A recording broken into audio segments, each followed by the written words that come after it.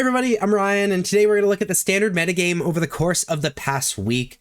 And with all of my metagames, it's important to mention that this is technically a winner's metagame since top 32 are the only decks that are published on Magic Online, but it's still pretty reflective of the overall metagame. So let's jump into it. The most interesting part of the standard metagame over the course of the past week is this emergence of the Esper self-bounce deck. Sitting at 23.6%, you can tell it's a new hotness, but not only the new hotness of standard, but also very, very good. In second place, Gruul aggro, that makes sense. In third place, Dimir midrange, also very good and makes a lot of sense. In fourth place, Golgari midrange, and in fifth, the Azorius tempo deck. Now, this graph is a little messed up because I peel the information from MTG Goldfish, and the Gruul Prowess deck and the Gruul Aggro deck are pretty much the same deck, so I'm calling fifth the Azorius Tempo deck, and Gruul Prowess and Gruul Aggro I'm kind of combining into one here, which still puts it in second, but just keep that in mind. But let's look at these decks,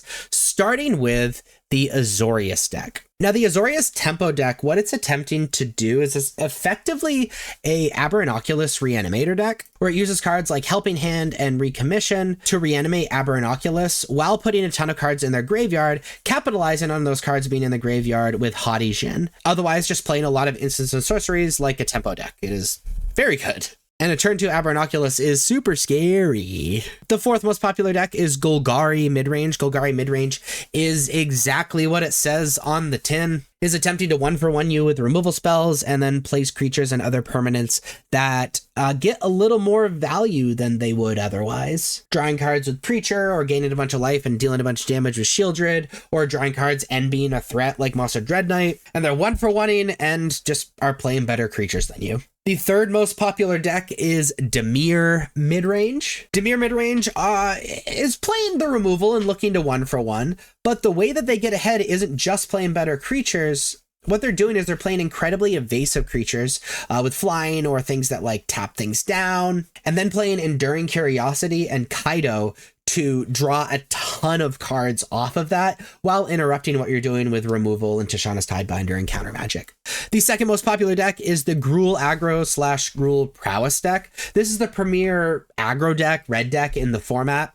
It's attempting to kill you as fast as possible with their aggressive red creatures, and they capitalize additionally on having mouse synergies with Manifold Mouse being able to trigger Emberheart Challenger and Heartfire Hero every single turn, and Rockface Village doing the same thing, so they can effectively draw a bunch of cards, create really big creatures while attacking you on this like normal aggressive axis as well. And the most popular deck in standard over the course of the past week is this Esper self-bounce deck.